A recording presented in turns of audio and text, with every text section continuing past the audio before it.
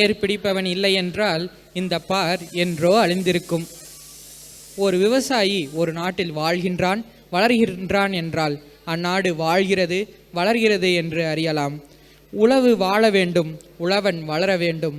அதற்கு காலநிலைகள் ஒத்துழைக்க வேண்டும். அதற்கு முழு முதற் கடவுளாக விளங்கும் கதிரவன் பேசினால் எப்படி இருக்கும்? காண்போம் காட்சியில்.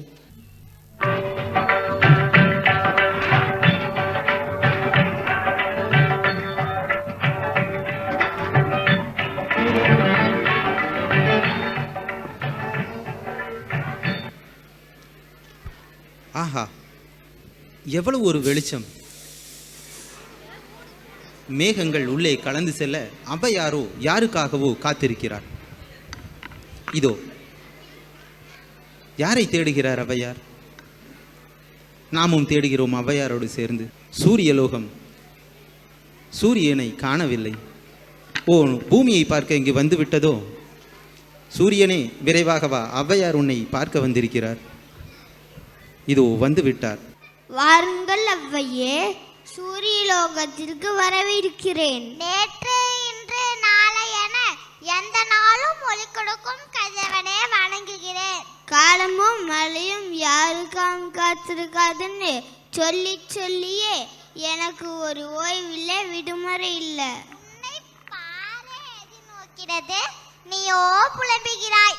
ஔவையே, உங்களைப் போல் பலரும் வரவேற்றால் மகிழ்ச்சியே. இயற்கையான எங்களை இம்மனிதர்கள் மதிக்காமல் இருப்பதை பார்க்கும் பொழுது ஏன் பூமிக்கு வரோம் என்று தோணுது. என் நண்பன் நிலவை நினைத்தால்தான் பாவம். ஏன் நிலவிற்கு என்ன சோதனை நேர்ந்தது? அவ்வை பாட்டியே, அது சாதனையால் வந்த வேதனை என்றே கூற வேண்டும். நீர் எதை பற்றி கூறுகிறீர்? ஐம்பூதங்களும் கதறுகிறது, கேளுங்கள். ஐம்பூதங்கள் கதறிக்கொண்டு சூரியலோகத்துக்கே வந்து விட்டதா? தெரியவில்லை.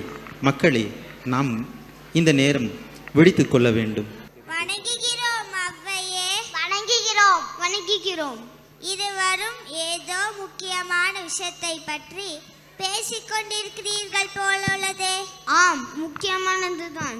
நிலவு போல் குளிர்ச்சியாக இருந்தால் வீட்டு மணிகள் போட்டு வித்திருப்பார்கள். நல்ல வேளை, என்னிடம் யாரும் நெருங்க முடியாது. என் ஆராய்ச்சி தான் தினமும் தலைப்பு செய்தியாச்சே. நீர் இருக்கா, நிலம் இருக்கான்னு. ஓ அப்படியா? எனக்கு அந்த கவலை இல்லை. யார் அருகில் வந்தாலும் ஒரு சுழற்று விடுவேன்.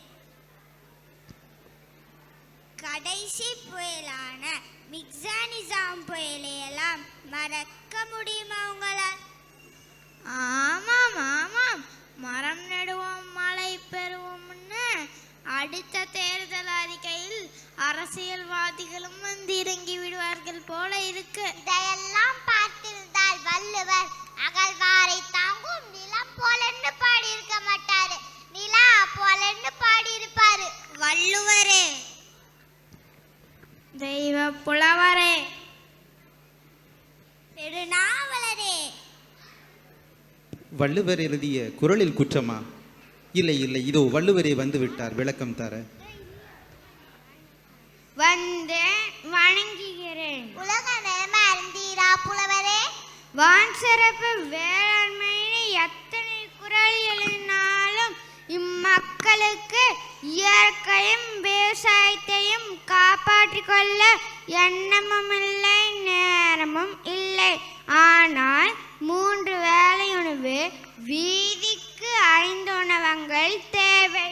ஏன் அவ்வாறு கூறுகிறீர்கள் வள்ளுவரே?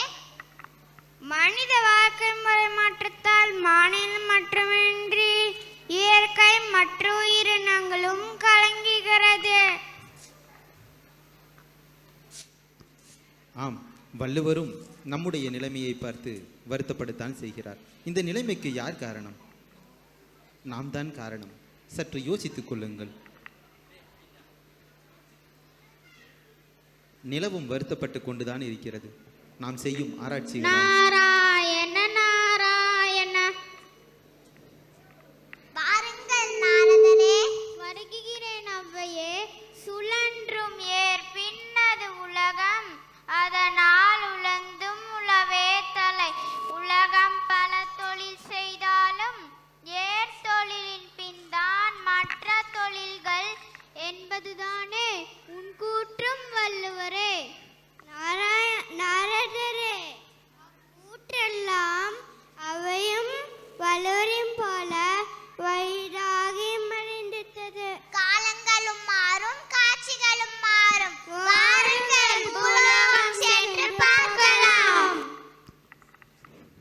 ஓ, இந்த நாரதர், வள்ளுவர், ஔவையார், அந்த முனிவர் அனைவரும் காலங்கள் மாறும் என்று இங்கே வர காத்திருக்கிறார்கள்.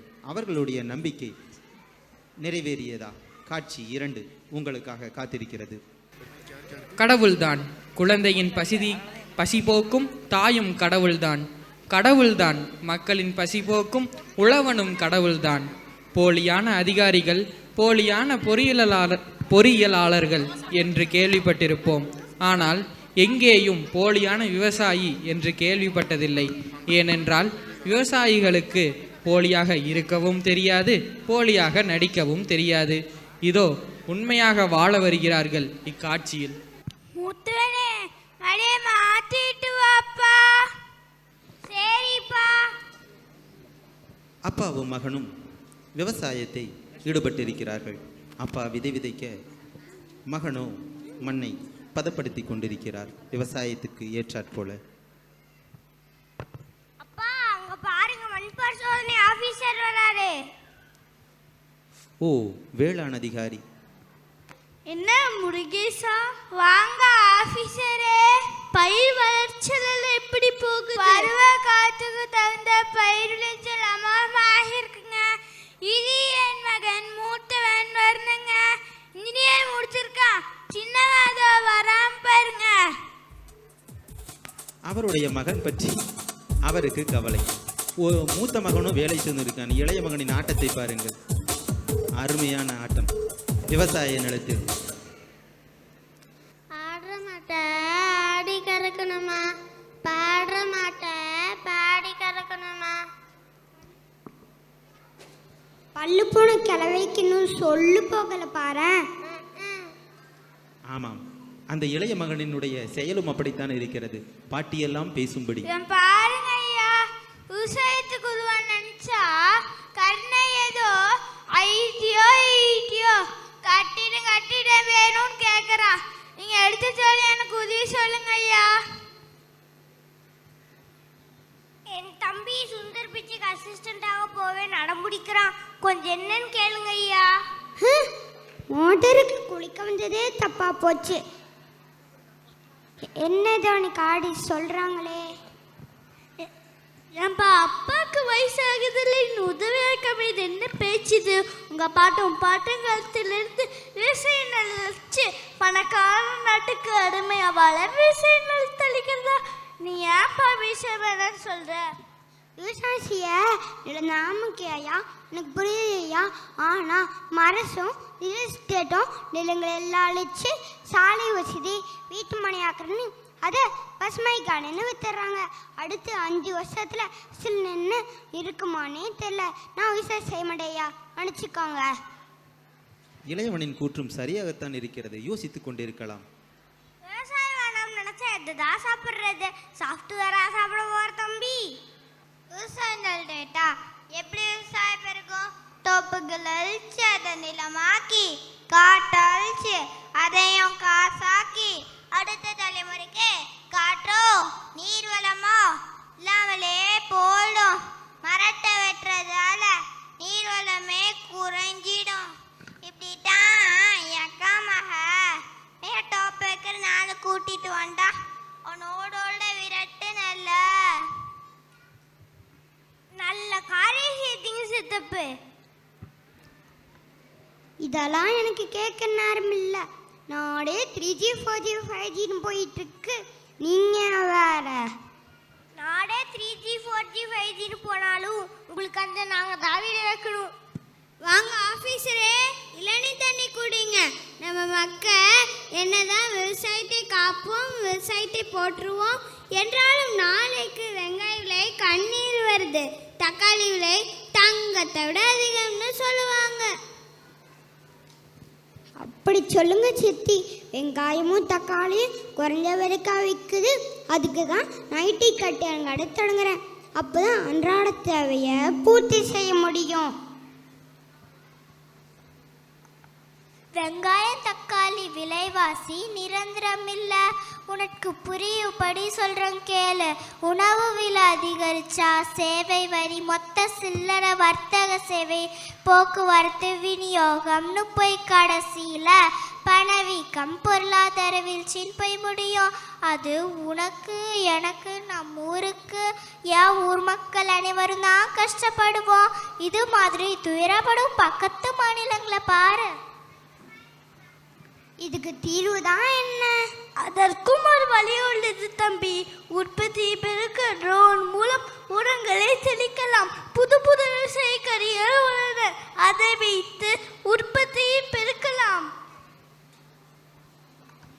வேளாண் அதிகாரி சரியான ஆலோசனைகளை அந்த சிறுவனுக்கு வழங்குகிறார். சிறுவனல்ல, எண்ணத்தில் உயர்ந்த அந்த மாணவனுக்கு வழங்குகிறார். நீயே பாரு, உங்க மண் தடை நல்லா இருக்கு. நம் தள்ளுவண்டி முதல் இணையம் வரை நேரடி பொருளாகவும் மதிப்பு கூட்டு பொருளாகவும் விற்று அதிக லாபம் பெறலாம். அதோட இயற்கை விஷயத்தை காத்தா உடல்நலமும் பெறலாம். நம் மற்றவருக்கு எடுத்துக்காட்டாக இதை செய்து நம் முன்னேறி காட்டுவோம். எனக்கு புரிந்தது. ஐயம்பால உழவு செய்து உறுதுணையாவோம். நல்லது. உன் போன்ற இல்லை தொடர்முறையால் விவசாயத்தை உயிர்ப்பிக்க முடியும். ஆம், விவசாயிகள் நிச்சயமாக இயற்கையையும் காப்பாற்றுகிறார்கள், இந்த உலகையும் நிலை பெறச் செய்கிறார்கள். அவர்கள் இல்லை எனில் இந்த உலகம் இயற்கையை கூட இழந்துவிடும். நிலங்களெல்லாம் பதப்படுத்தப்பட்டு அங்கே விதைப்பும் நிலத்தை பதப்படுத்தலும் நடந்து வருகிறது. மூத்தது மேலி, இளையவன் கால. ஆம், அண்ணன் என்பவன் ஏரில் பூட்டிய கலப்பையாகவும் தம்பி என்பவன் கலப்பை இழுக்கும் காளையாகவும் இருக்க வேண்டும். குடும்பம் என்ற விளையம் அன்பெனும் பயிரால் செழிக்க வாழ்த்துகிறேன். ஔவையார் மேலுலகத்திலிருந்து வந்து அந்த இருவரையும் பார்த்து நல்லது செய்து கொண்டு இருக்கிறார்கள் என்பதை அறிந்து செல்கிறார்.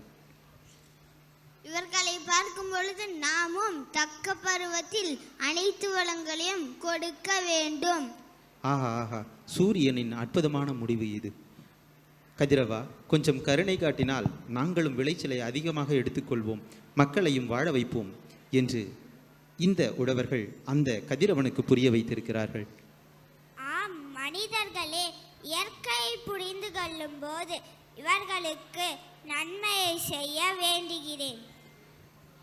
மனிதர்கள் அடுத்து வரும் தலைமுறையினரிடம் இயற்கையை கடனாக பெற்றுள்ளனர். அதை முறையாக அனைத்து வளங்களுடன் திருப்பிக் கொடுக்க வேண்டும். அதுவே இன்றைய தலைமுறையின் கடமையாகும்.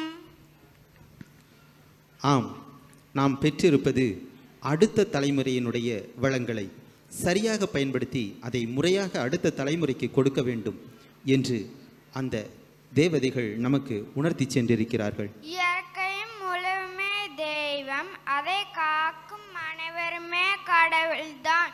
நன்றி.